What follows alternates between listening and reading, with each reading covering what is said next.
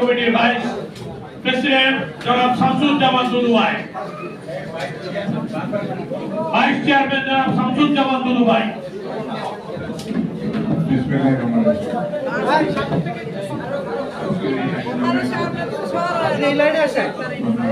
আগে তো ঠিকই ছিল, ঠিক ছিল না, আগের তো সবাই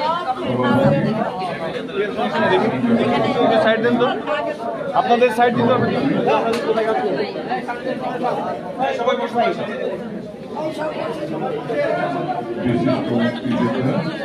আপনারা না সাইড দিলে তো তাহলে কাজ করে চলে যাই।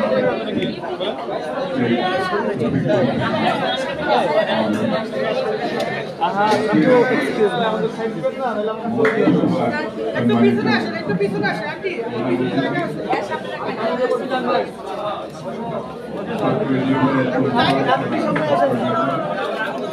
আপনিও তো সেই রকম ওই জায়গাটায়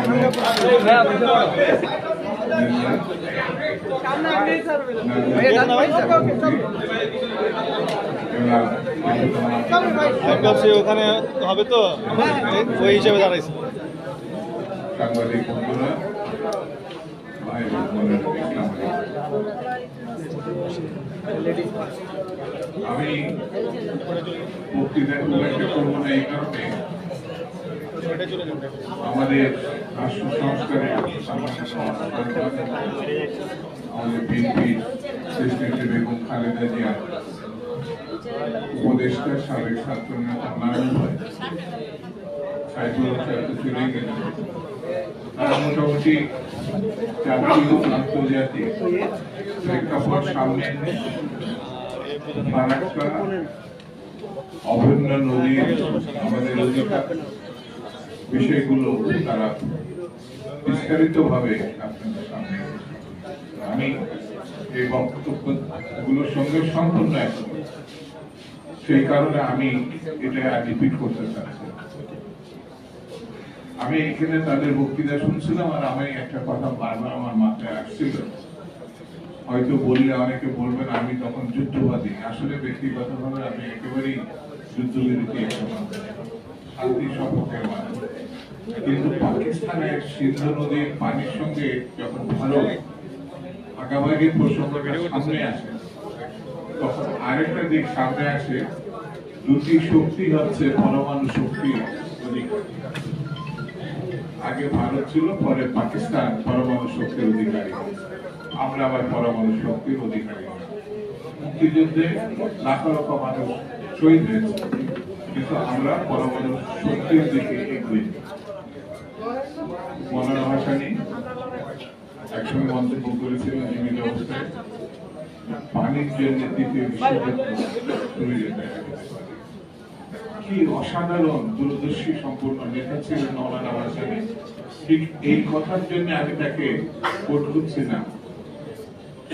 বাংলাদেশের মানুষের জন্য এমন কোন আন্দোলন বা এমন কোন উদ্যোগ সংগঠন নাই যেটার সঙ্গে মৌলানা ভাসানীর সম্পর্ক ছিল। বাংলাদেশের প্রথম বিরোধী দল, পাকিস্তানের প্রথম বিরোধী দল, সবই তার হাত। তিনি রাজনীতিবিদদের শিক্ষক ছিলেন শুধু না, তাদের কারিগর ছিলেন। এই বাংলাদেশে তিনি ভালোকে ভালো বলেছেন, খারাপকে খারাপ বলেছেন। এটি আপনার অবস্থার পরীক্ষিত না, যা সত্য তিনি বলতেন। তার একটা শব্দ ছিল সেই সময় পাকিস্তান আমলে, খামোশ।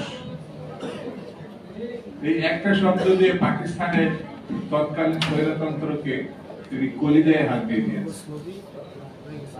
বাংলাদেশের শেখ মুজিব জাতির পিতা হয়েছিলেন, বঙ্গবন্ধু হয়েছিলেন, আরো কত কিছু হয়েছিলেন।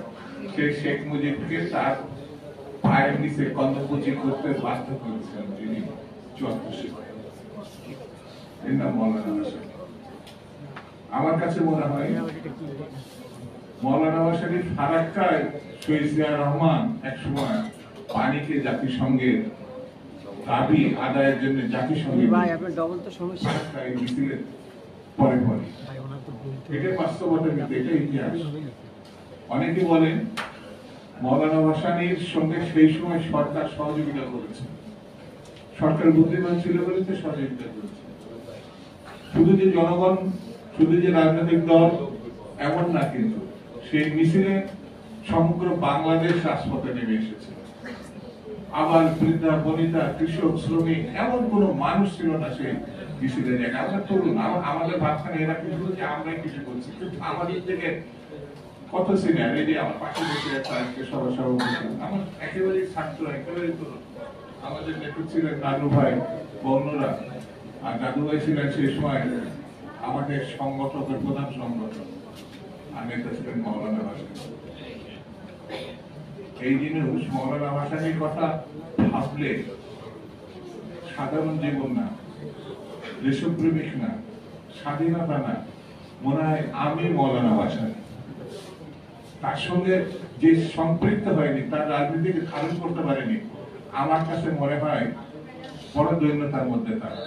শহীদ জিয়া রহমান, যার নাম উচ্চারণ করলে স্বাধীনতা ঘোষণার প্রসঙ্গ আসে, মুক্তিযুদ্ধের কথা আসে, রণাঙ্গনে লড়াইয়ের কথা আসে। বেগম খালেদা জিয়া, স্বৈরতন্ত্রের বিরুদ্ধে প্রথম প্রতিরোধ এই মহিলার নেতৃত্বে, আপোষের নেতৃত্বে আমরা রাস্তায় নেমে এসেছি। এর সিঁড়িটা কি, এর মাথার উপরে কি, সেটি হচ্ছে মৌলানা ভাসানী। সেটি মৌলানা ভাসানীকে বাদ দিয়ে এই জাতির ইতিহাস লেখা, ইতিহাস বলা, ইতিহাস জানা, এটা অসম্পূর্ণতা থেকে যায়। একজন সামরিক ব্যক্তিকে তিনি সমর্থন দিয়েছিলেন সমগ্র রাজনীতি, তিনি হচ্ছেন শহীদ জিয়া। তাকে তিনি আশীর্বাদ করেছেন ভালো কিছু করার জন্য সামনে এগিয়ে যান। শহীদ জিয়া রহমান দেশকে, নিজেকে, রাজনীতিকে শুধু রক্ষা করছে এমন না, আমি বলবো মৌলানা ভাসানীকেও তিনি সমৃদ্ধ করেছিলেন। বন্ধুরা, শেষ কথাটা হচ্ছে নতুন করে ভাবতে হবে। ভারতকে শুধু একটা মিছিল দিয়েই আমরা পদে নিয়ে আনতে পারবো এমন না, কূটনীতিক বিজয় সেটা দিয়ে পারবো এটা আমরা। শক্তি এবং শান্তি, এই দুটোই আমাদের সামনে রাখতে হবে। শক্তি এবং শান্তি, এর কোনো বিকল্প নাই। এটি যদি মাথায় রেখে আমরা সামনের দিকে এগোতে পারি, তাহলেই ভারতের কাছ থেকে যে আমাদের প্রাপ্য সম্মান, আমাদের যা প্রয়োজন, সেটি আদায় করা সম্ভব হবে বলে আমি ব্যক্তিগতভাবে মনে করি। আমি আমার বক্তব্যের শেষে আবারও মৌলানা ভাসানীর প্রতি শ্রদ্ধা, ভালোবাসা জানি আমি আমার বক্তব্য শেষ করছি।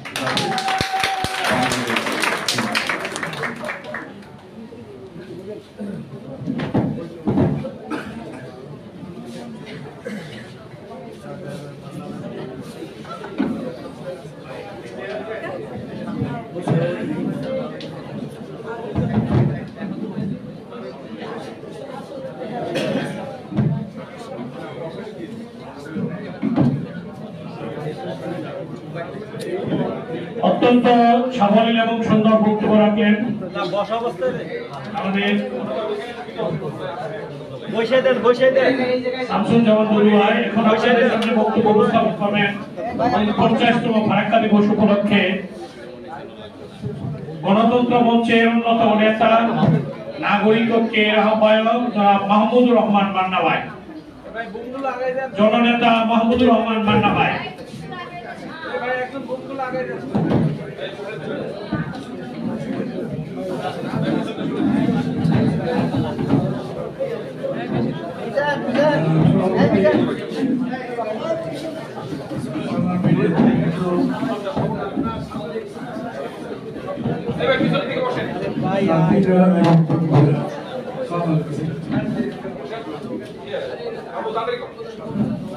সামনে থেকে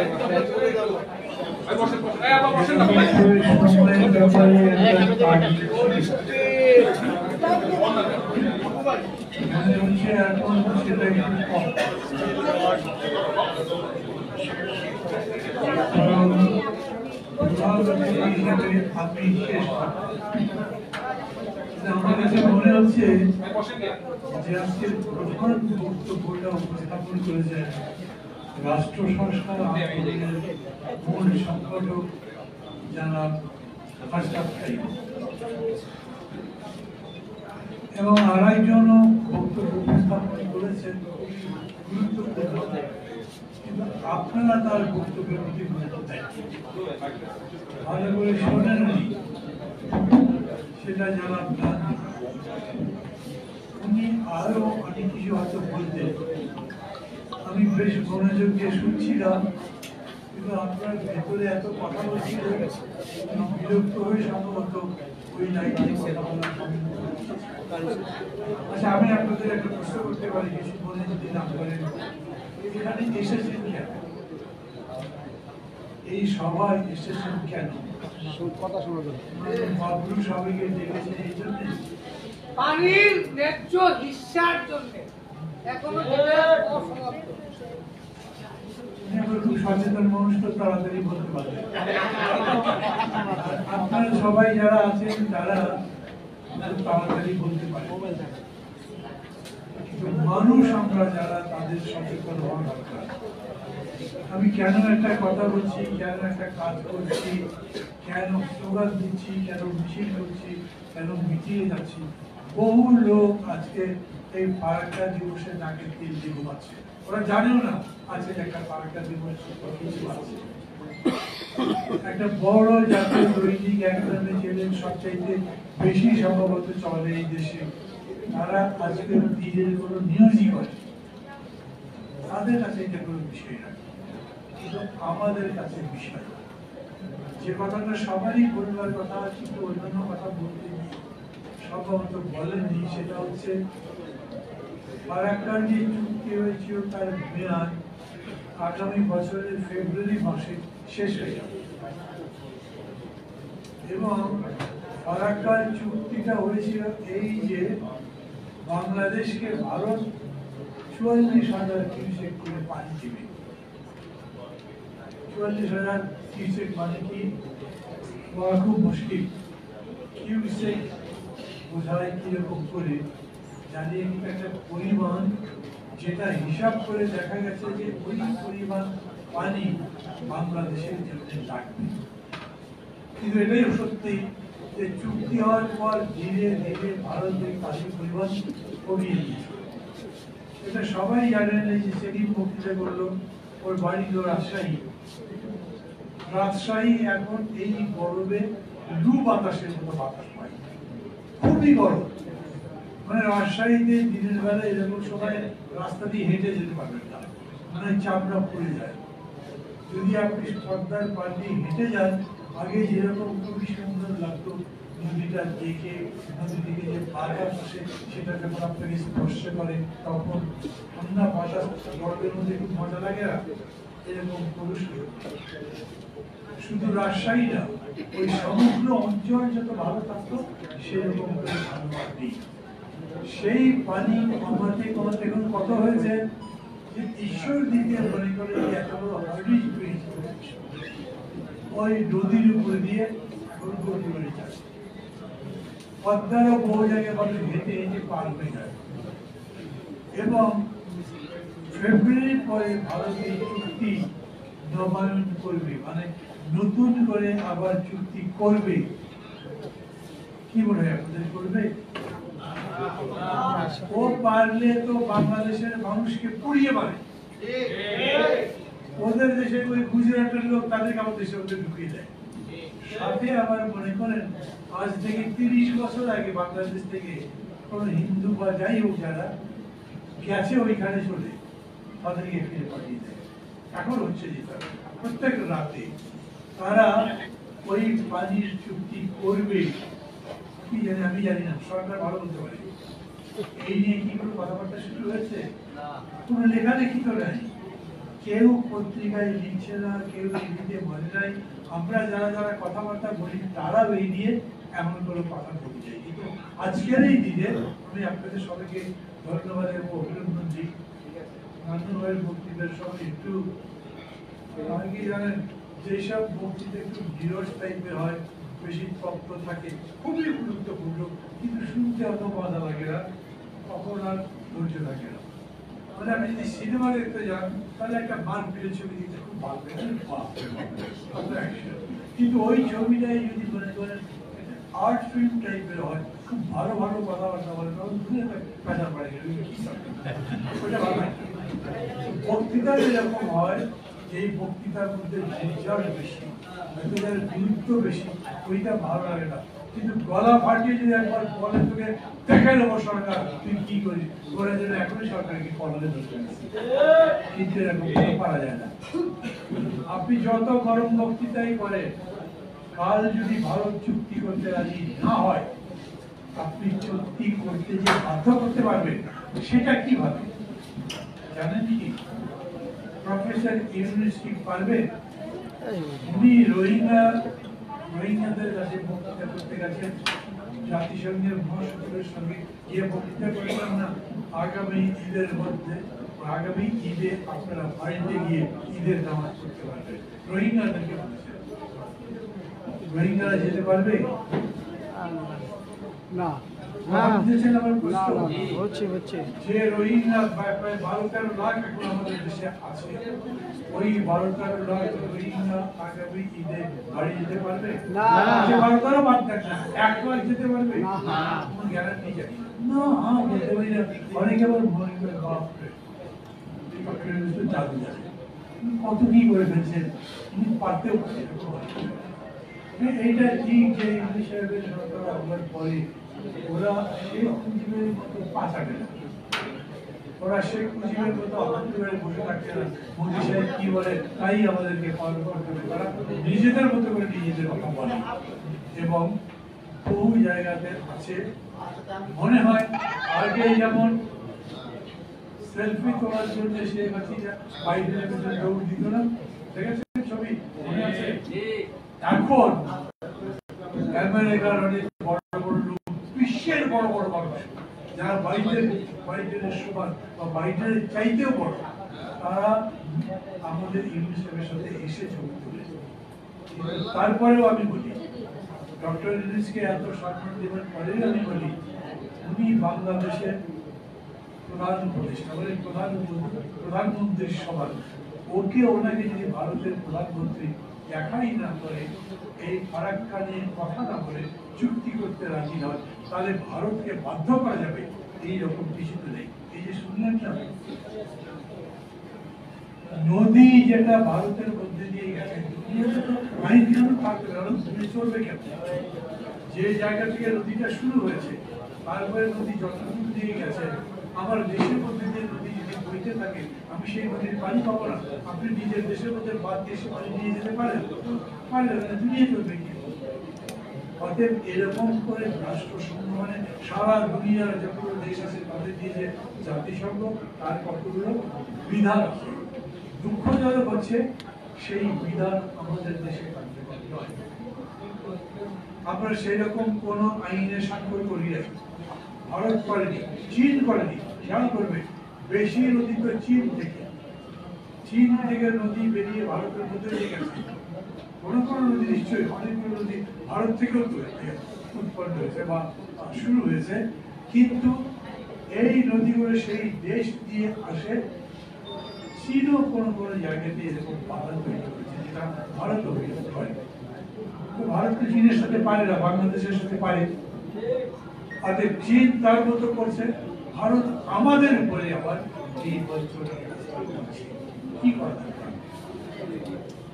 ঠান্ডা মাথায় ভাববেন, চিন্তা করবেন, আমাদের রাজনৈতিক নেতাদেরকেও ভাবতে হবে এবং তারা সেই রকম কর্মসূচি নিতে হবে যাতে এটা আমরা পেতে পারি। আমাদের তো অ্যাটম বোমা নেই, অ্যাটম বোমা থাকলে কি হতো বলেন তো?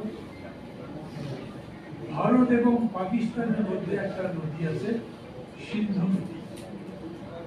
এই সিন্ধু নদীর উপরে ভারত বাঁধ দিয়েছে। এই সিন্ধু নদীর পানি পাকিস্তানের লাগে এবং পাকিস্তান প্রতিবাদ করে সে কথাবার্তা বলেছে এবং ভারত স্বীকার করেছে যে তোমাদের যত পানি লাগবে সেই পানি আমরা দেব। তারা নিয়মিত সেই পানি দেয়। যদি পানি না দেয় তাহলে কি হয়? পাকিস্তান এত বড় দেশ, ওদের মিসাইল আছে, ভারতের আছে মিসাইল পর্যন্ত, যেরকম গুলি করলে গুলি গিয়ে আপনার বুকের মধ্যে রাখতে পারে, আমি এখান থেকে গুলি করলে আপনার বুকে গুলি রাখতে পারে, এইখান থেকে যদি মিসাইল পারে এটাকে একটা তীর মনে করে, কিন্তু সেটার অনেক বেশি ধ্বংস করবার শক্তি আছে। সেই মিসাইল এখান থেকে গিয়ে দিল্লিতে ওটা যতখানি শক্তি দিয়ে তাকে তৈরি করা হয়। পাকিস্তান বলতে পারে তুমি যদি সিন্ধুর পানি না দাও ওই বাদরি মিসাইল মিসাইল দিয়ে যদি না পারি তাহলে বোমা মেরে আরো অ্যাটম বোমা দিয়ে বোমা আছে। নর্থ কোরিয়ার এক প্রেসিডেন্ট একটা পাগল টাইপের লোক, সে আমেরিকার প্রেসিডেন্ট ট্রাম্পকে হুমকি দিত, ভাই তোমার সাথে আমি যুদ্ধ করতে পারবো না কিন্তু অ্যাটম বোমা মেরে। আরে ট্রাম্প তো একটা পাগল টাইপের, সে মনে করে ও হচ্ছে বড় পাগল, শক্তি এরকম। এই যে শক্তি এবং শান্তি কথাটা বুঝাবে উনি কতদূর মূল্যবান কথা বলেছেন, উনি বুঝে মানে বুঝে বলতে যে এটার মূল্য কতখানি বুঝে এই মুহূর্তে বলেছে আমি জানি না, কিন্তু খুবই মূল্যবান একটা কথা। পৃথিবীতে শান্তি খালি কুতু কুতু করে ভালো ভালো কথা বলতে হয় না, শান্তি আনবার জন্য কেউ যাতে আপনার কথা শোনে, কথা শোনাবার মতো শক্তি সম্মান সেটা আপনার থাকতে হবে। আমাদের যিনি এখন দেশ চালাচ্ছেন তার সারা দুনিয়ার মধ্যে এরকম সম্মান, তার কথা লোকে শোনে, কিন্তু মোদি তো শোনে না। মোদি যদি না শোনে তাকে কেউ শুনতে বাধ্য করবে তার কোনো গ্যারান্টি নেই। এবং বলছি আমাদের আরো বেশি শক্তি লাগে। পাকিস্তান খায় না খায় বোমা বানিয়েছে, মানুষ খেতে ব্যাপার মিসাইল তৈরি করেছে। আমরা আমাদের দেশের মানুষের ভালো করবার চেষ্টা করি, অবশ্যই সবাই তো ভালো করবার চেষ্টা করেছি। শেখ হাসিনা তো চুরি করতে করতে পুরো দেশই শেষ করে দিয়েছে। কোন সময় দিলেন পিতা শেখ মুজিব কি করেছিলেন তা আমরা তো দুর্ভিক্ষ হচ্ছে, দেশ চালাতে মানে শেষ দিকে বাসল করেছে। তো সব শাসক আমাদের দেশের মানুষের কল্যাণের জন্যই করেছে এরকম নয়। আর বেশিরভাগ সময় তো আওয়ামী লীগ শাসন করছে, আওয়ামী লীগ তো সব সময় ভারতের সামনে জিহুদু করেছে, ওদের দিয়ে কিছু হয়নি। অতএব এখন মানে যেরকম বলে না তার অধীনের লোককে বলে এটা করো এটা করো, শেষ পর্যন্ত সে কিছুই করতে পারে, বলে তুই কিছুই করতে পারিস সেটা আবার পিঠ চুলকে দেয়। বাংলাদেশ ভারত এরকম করে নির্দেশ করতে পেরেছে যেরকম খুশি সেরকম করে বাংলাদেশকে দিয়ে চালিয়েছে। এখন আমরা সেরকম চলতে চাই না। জুন জুলাইয়ের পরে বাংলাদেশের মানুষ এখন মনে করে তাদের মধ্যে ওই পাকিস্তানিরা যেরকম ভারতের সঙ্গে লড়াই করে, আমি যদি আপনাদের জিজ্ঞেস করি এইবার যে ভারত আর পাকিস্তানের মধ্যে যুদ্ধ তাতে কে জিতল? পাকিস্তান প্রতিও বেশি, পাকিস্তান জিতেছে কেন বলেন? কেউই যেতে নাই, কিন্তু আমাদের দেশের মানুষ মনে করে পাকিস্তান। একটা ঘটনা কি হয়েছে জানেন? চীন আর ভারতের মধ্যে যখন যুদ্ধ লেগেছিল তখন চীন ছোট ছোট লোকগুলোর নাম ঘুরতে ঘুরতে ভারতের বহু জায়গায় দখল করে ফেলেছে। তারপরে যখন যুদ্ধ শেষ হয়েছে তখন আবার ভারতবর্ষের মতো জায়গা ছেড়ে চলে গেছে, বুঝিয়ে দিয়েছে চাইলে তোদের জায়গা আমি দিতে পারি, দখল করে রাখতে পারি, কিন্তু আমি দখল করে ছেড়ে দিলাম, ঠিক আছে তোরাই থাক, তোদের দয়া রাখা। ভারত তো পাকিস্তানের কোনো জায়গা দখল করতে পারে, বরঞ্চ উল্টা উল্টা সবসময় বলেছে ওরা আমাদের মেরেছে তাই পাল্টা পাচ্ছি। শুরু থেকেই ব্যাপারটা বলেছে, এবং যুদ্ধটা যে শুরু হয়েছে কার দোষ? বেশিরভাগ লোক মনে করে ভারতের দোষ। এই পরিস্থিতিতে পাকিস্তান যেটা করেছে, যা করতে পেরেছে, ভারত এই যুদ্ধেরই একটা প্রভাব অন্য জায়গাতেও রাখতে চায়। যে কোনো মূল্যে হোক না কেন ভারত আমাদেরকে শান্তিতে থাকতে চায় না। তারা চায় না যে আওয়ামী লীগ এখানে না থাকতে পারে। এখন একটা বিতর্ক দেশের মধ্যে চলছে, দেখেন তো সবাই মোটামুটি হিসেবে সরকারকে পছন্দ করে না, সবাই বোধহয় করে, সবাই করে সবাই করে না। এখন আস্তে আস্তে সমস্ত কমেও যাচ্ছে, কারণ ইউনূস সাহেব আবার মনে করেন আওয়ামী লীগ সহই ভোটটা হতে হবে। বলেন না? হ্যাঁ বলেন। আওয়ামী লীগের নাম বলে নাই, কিন্তু বলেন অন্তর্ভুক্তিমূলক রাজনীতি। কাজটা ভালো না খারাপ জানি না, ছাত্ররা মানেনি, সাধারণ মানুষ মানে নাই, রাজপথে রয়েছে, এখন আমেরিকা ব্যান্ড কিন্তু তার আগে পর্যন্ত উনি ওরকম করতেন। ইউনুস সাহেব সম্পর্কে আবার আমি তার প্রতি খুবই সম্মান দেখাচ্ছি। আর আমি সব জায়গায় কথা বলছি, উনি আবার ডাইরেক্ট শিক্ষক ছিলেন, তো আমাকে পড়িয়েছেন। আমি তো চট্টগ্রাম বিশ্ববিদ্যালয়ের ছাত্র, উনি চট্টগ্রাম বিশ্ববিদ্যালয়ের অর্থনীতি বিভাগের শিক্ষক ছিলেন। উনি ভালো শিক্ষক ছিলেন, উনি অর্থনীতি ভালো বোঝেন, কিন্তু রাজনীতি কি ভালো বোঝেন? এর আগের বার একবার পার্টি করতে গেছেন না, মনে আছে আপনাদের? একটা দল করেছিলেন, তার নাম দিয়েছিল নাগরিক শক্তি। সেই দল করতো কিরকম করে? SMS দিতে। লোকজন তখন বলতো তার গ্রামীণ ব্যাংক, গ্রামীণ ফোনের যাতে ব্যবহার বেশি একটা ব্যবসা, সবাইকে সবাই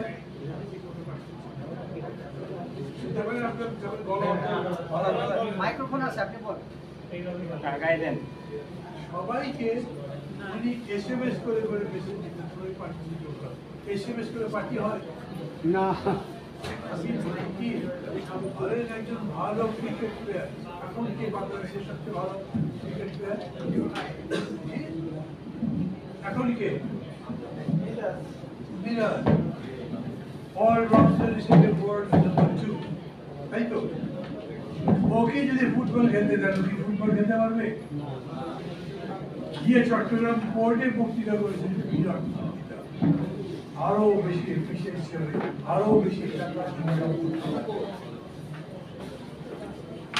আচ্ছা, আরো বেশি তারা পারবে কিরকম করে? খালি বিদেশ থেকে লোক আনতে পারবে। ওনার যে সরকার আছে, সেই সরকারে উনি 4-5 জন বিদেশি ওরা বাংলাদেশে জন্ম, বাংলাদেশে বড় হয়েছে, তারপরে বিদেশে চলে গেছে, বিদেশের পাসপোর্ট পেয়েছে, তাদেরকে নিয়ে এসছে। দেশের লোক যারা আছে তাদেরকে আরো বড় করে আরো বেশি দায়িত্বের জায়গায় দেওয়ার কাজ উনি খুব করেন, এবং এই জন্যে উনি বিদেশ থেকে কোর্টে বিদেশের লোককে দিয়ে করেছেন। হতে পারে কিন্তু বাঙালি সব তার ভালো না, বাঙালি অফিসারদের মধ্যে দুষ্কৃতিকারী আছে, চোর আছে, দুর্নীতিবাজ আছে, লুটেরা আছে। তো কোর্ট এক সময় খুবই বাজে অবস্থা ছিল, সর্বশেষে কিছু কিছু ভালো হয়েছে, কিন্তু এখন উনি যাদেরকে দেবেন তারা হয়তো ভালো করতে পারেন।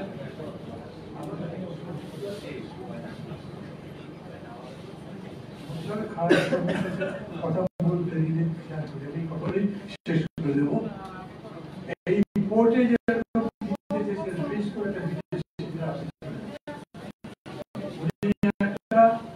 ইন্টারনেট কানেক্টিং সিস্টেম করেছেন, স্টারলিংকে দিয়েছেন, ওইটা খুব দ্রুত কাজ করে এবং খুবই বেশি পরিচিত সারা দিতে, খরচ বেশি ছিল, এবং এটা দিয়ে শেষ পর্যন্ত এইরকম একটা সমস্যা হতে পারে যে আপনি সবই বিদেশিদের হাতে দিতেন। আমার আহ্বান হচ্ছে, এখন আমরা সবাই মিলে সচেতন ভাবে, আর যাই হোক এই সরকার তো চোর ডাকাত না, শেখ হাসিনার মধ্যে চুরি করবেন ডক্টর ইউনূস না, তাদের তাকে সেই রকম শ্রদ্ধা দিচ্ছি, কিন্তু বলছি দেশের রাজনৈতিক প্রক্রিয়ার মধ্যে সবার সাথে কথাবার্তা বলে সিদ্ধান্ত নেন, একা একা সিদ্ধান্ত নেওয়ার মধ্যে বক্তব্য থাকতে পারে। আমরা ভয় পাই, যেরকম করে করিডোর দিতে চেষ্টা করছে, সেরকম করে বাকি জায়গাও যদি বিদেশিদের হাতে যাওয়ার চেষ্টা করা হয়, তার মধ্যে বড় ধরনের ঝুঁকি তৈরি হতে পারে। ফারাক্কার অধিকার প্রতিষ্ঠার আন্দোলনের সাথে সাথে জনগণের সামগ্রিক অধিকার প্রতিষ্ঠার এই লড়াইয়ে আজকের এই কাজ সফল হয়, এই আশা করে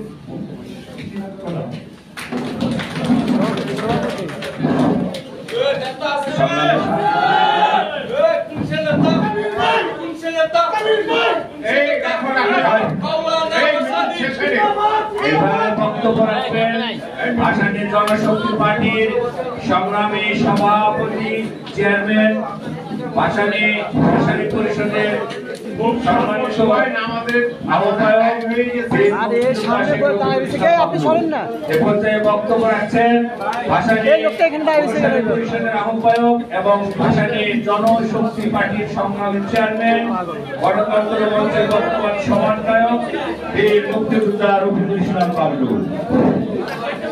বিসমিল্লাহির রহমানির রহিম।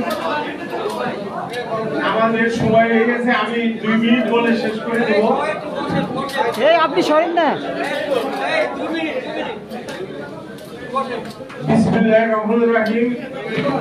প্রধান অতিথি, বিশেষ অতিথি সহ মঞ্চে উপবিষ্ট নেতৃবৃন্দ এবং ভাসানী অনুসারী পরিষদ, ভাসানী জনশক্তি পার্টির নেতা ও কর্মীবৃন্দ, সবাইকে আজকের এই 16ই মে ফারাক্কা লং মার্চ দিবস এই আলোচনা সভায় উপস্থিত হয়েছে।